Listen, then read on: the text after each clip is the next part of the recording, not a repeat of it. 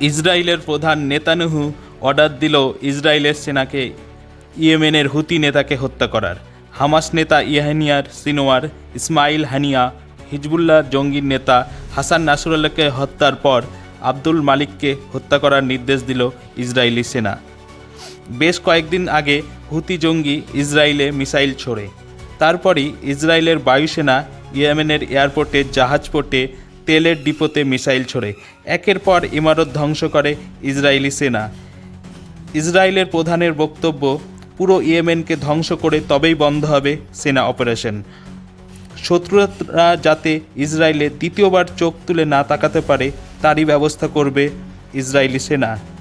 এখন সময়ের অপেক্ষায় কিভাবে ইয়েমেনের হুতি জঙ্গি নেতা আব্দুল মালিককে হত্যা করবে ইসরায়েলি সেনা।